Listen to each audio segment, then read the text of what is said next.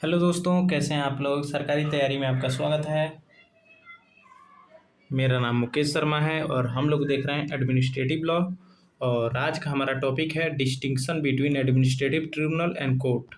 ठीक है। तो जैसा कि हम लोग जानते हैं कि दोनों का काम, कोर्ट और एडमिनिस्ट्रेटिव ट्रिब्यूनल दोनों का काम जो है एडजुडिकेटरी फंक्शंस है, मतलब निर्णय सुनाना सुनाना है। But they are not identical, लेकिन दोनों एक नहीं है। Court are regular judicial institution. Court जो है रेगुलर जुडिशियल इंस्टीट्यूशन है जो कि कॉन्स्टिट्यूशन या जनरल लॉ के अंतर्गत एस्टेब्लिश होता है, जबकि एडमिनिस्ट्रेटिव ट्रिब्यूनल स्पेशलाइज्ड बॉडी है जो कि क्रिएट होता है कॉन्स्टिट्यूशन या स्टैट्यूट के द्वारा। ठीक है। यहाँ पे हिंदी देख सकते हैं कि न्यायालय और प्रशासनिक अधिकरण दोनों ही विवाद का निर्णय करते हैं, फिर भी दोनों एक समान नहीं है। न्यायालय संविधान या सामान्य कानून के अंतर्गत स्थापित नियमित संस्थाएं हैं, जबकि प्रशासनिक अधिकरण संविधान या विशेष अधिनियम द्वारा स्थापित ऐसे विशेषज्ञ निकाय हैं जो विशेष विषयों से संबंधित विवादों का निपटारा करते हैं। आइए इसके बीच जो है डिस्टिंक्शन को हम लोग देख लेते हैं। ठीक है। तो मीनिंग क्या है। तो कोर्ट जो है एक रेगुलर जुडिशियल इंस्टीट्यूशन है इस्टेब्लिश्ड टू एडमिनिस्टर जस्टिस, जबकि administrative tribunal specialised adjudicatory body है created to decide a specific type of dispute. ठीक है। मतलब विशेष विषयों के लिए स्थापित किया जाता है एडमिनिस्ट्रेटिव ट्रिब्यूनल को, जबकि कोर्ट जो है नियमित होता है। जरूरी नहीं कि एडमिनिस्ट्रेटिव ट्रिब्यूनल हमेशा के लिए हो सकता है कि ये इसका काम खत्म हो जाए तो इसको क्या कर दिया जाए, मतलब जैसे एस्टेब्लिश किया गया, काम खत्म हो गया तो फिर उसको खत्म कर दिया गया। इस्टेब्लिशमेंट, तो कोर्ट जो है इस्टेब्लिश्ड अंडर द कॉन्स्टिट्यूशन और जनरल लॉ, जबकि administrative tribunal created under constitution article 323A और 323B और स्पेसिफिक स्टैट्यूट। ठीक है। जुरिडिक्शन क्या है। तो general jurisdiction over the civil and criminal matters court का होता है। ठीक है। और लेकिन एडमिनिस्ट्रेटिव ट्रिब्यूनल का जो जुरिडिक्शन लिमिटेड जुरिडिक्शन होता है। ठीक है। और स्पेसिफिक सब्जेक्ट पर होता है। ठीक। नेचर क्या है। तो कोर्ट जो है प्योरली जुडिशियल बॉडी होता है, लेकिन administrative tribunal quasi judicial body होता है, मतलब अर्ध न्यायिक संस्था होता है। ठीक है। प्रोसीजर क्या है। तो यहाँ देख सकते हैं कोर्ट जो है follows the civil procedure code और criminal procedure code and the Indian evidence act. ठीक है। जबकि एडमिनिस्ट्रेटिव ट्रिब्यूनल के साथ ऐसा नहीं है। एडमिनिस्ट्रेटिव ट्रिब्यूनल का प्रोसीजर जो है कंपैरेटिवली फ्लेक्सिबल और generally guided by the principle of natural justice पे बेस्ड होता है। ठीक है।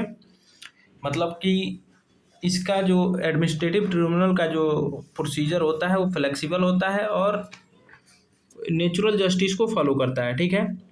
And it is not bounded by the CPC और एविडेंस एक्ट। ठीक है। और ये सीपीसी और एविडेंस एक्ट से बाउंड नहीं होता है। ठीक है। अब मेंबर, तो जुडिशियल ऑफिसर एंड जजेस होते हैं इसके मेंबर। इसके judicial members as well as technical और एडमिनिस्ट्रेटिव एक्सपर्ट भी होते हैं एडमिनिस्ट्रेटिव ट्रिब्यूनल में। ठीक। ऑब्जेक्टिव क्या है। तो कोर्ट का जो है administration of justice in all kinds of dispute, सभी प्रकार के डिस्प्यूट का जो है जस्टिस न्याय देना होता है, जबकि इसमें इसका ऑब्जेक्टिव होता है एसपीडी और specialised justice in particular field. ठीक है। विशेष क्षेत्रों में त्वरित एवं विशेषज्ञ न्याय देना इसका ऑब्जेक्टिव होता है एडमिनिस्ट्रेटिव ट्रिब्यूनल का। कॉस्ट, तो कंपैरेटिवली कोर्ट का जो कॉस्ट होता है वो एक्सपेंसिव होता है, जबकि ट्रिब्यूनल का जो कॉस्ट होता है लेस एक्सपेंसिव होता है। ठीक है। कम खर्चीला होता है। कोर्ट में take longer because heavy pendency of cases and several procedure को फॉलो करना पड़ता है कोर्ट में, तो इसीलिए इसका स्पीड जो है स्लो हो जाता है, जबकि इसमें प्रोसीजर को कम फॉलो करना पड़ता है और इसमें पेंडेंसी ऑफ केसेस बहुत कम होते हैं, इसीलिए ये स्पीडी जस्टिस दे पाता है कौन, ट्रिब्यूनल। अपील और रिव्यू, तो कह रहा है कोर्ट में कि appeals lies as provided by the law within the judicial hierarchy, जबकि इसमें क्या होता है tribunal decisions are subject to judicial review by high court under 226 और 227 and by the supreme court under article 136। ठीक है।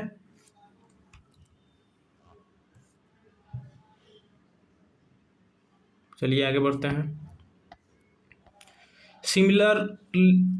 Similarity between the courts and tribunals. तो जैसा कि हम लोग जानते हैं कि दोनों जो है डिस्प्यूट को डिसाइड करता है, both follow the principle of natural justice and both are expected to act fairly and impartially and both can pass binding decision within their jurisdiction, both are part of justice delivery system. ठीक है, तो ये था similarity. यहाँ पे हिंदी आप लोग देख सकते हैं। कुछ एग्जाम्पल देख लेते हैं। A dispute relating to murder is decided by criminal court. A dispute relating to service condition of central government employ is generally decided by central administrative tribunal, मतलब cat.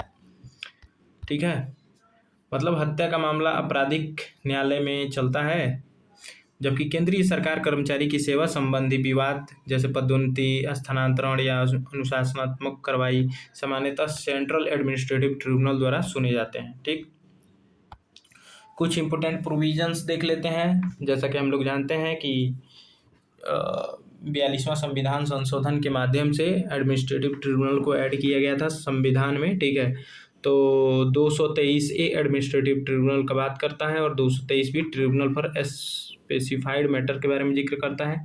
Article 226 and 227 high courts power to judicial review and superintendence का बात करता है। 136 special leave petition का बात करता है। ठीक है, appeal before the supreme court. Hindi आप लोग यहाँ देख सकते हैं। अब आज कुछ इंपॉर्टेंट केस लॉज देख लेते हैं। Associated cement companies limited versus PN Sharma 1965। The supreme court explain that a tribunal performs judicial और quasi judicial function but is not identical to a regular court. ठीक है, इसे रेगुलर कोर्ट के रूप में नहीं माना जा सकता। अ tribunal derives it's power from the statute creating it. ठीक है, सर्वोच्च न्यायालय ने कहा कि अधिकरण न्यायिक या अर्ध न्यायिक कार्य करता है, परंतु वह सामान्य न्यायालय के समान नहीं होता। उसकी शक्तियां उस कानून से प्राप्त होती हैं जिसके द्वारा उसकी स्थापना की गई है।